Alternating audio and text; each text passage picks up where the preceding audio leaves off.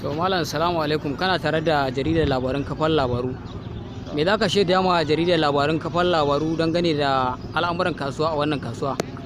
To kasuwa za mu ce alhamdulillah mun gode Allah. Farko za mu son waje sunanka. Sunana Usman Tukur Adamu, sakatare na kasuwar Hana Kaya International Livestock Market. So me za ka shaida ma jaridar labaran kafan labaru dangane da yadda al'amuran kasuwa ke tafiya a wannan kasuwa?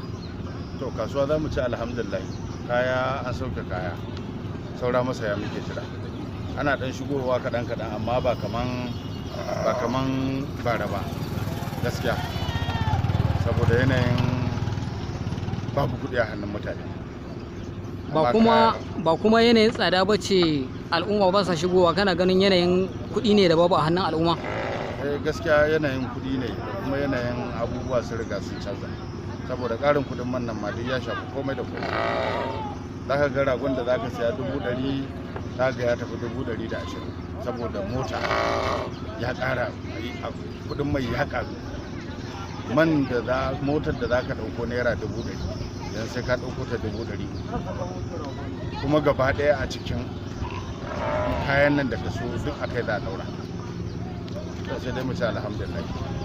Amma masaya suna shigowa kasuwa zuwa yanzu? Gaskiya yau dai ina ga sallah saura kwana 9, to amma gaskiya ba fara diba ba, ana zuwa dai a sai ɗaya biyu uku. To koya za ka kwatanta yanayin kasuwar bana da ta bara?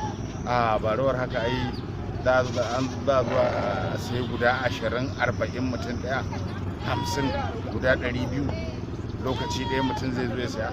To bana ma dai za mu ce alhamdulillah, tunda har yanzu ba ya albashi ba, muna sare. To ko kana ga kira ga hukuma ga wannan matsala da ake ciki ta rashin kuɗi a hannun al'umma? Gaskiya mu dai kiran da zamu yi shine gaskiya wannan yanayin mai yayi tsada. Gaskiya mutane ba za iya biyan kuɗin man nan. Da yawa ma yanzu sun bar sana'ar sun koma gona. Saboda idan ka ji kuɗin motar da kayan, idan ka siyo ka zo ka ɗora kuɗin man akan kayan, su kwastoma da ka zo ka gaya masa ma zai ce kai, yaya wancan sati 2 da suka wuce ko sati 3 akwai irin wannan, ko kuma rago irin wannan ya siye shi naira 40,000, yanzu kuma kana ce masa 50,000 zuwa 60,000. Kaga sai dai addu'a kawai, Allah da ya taimake mu. To muna godiya da gudunmuwarka. To masha Allah.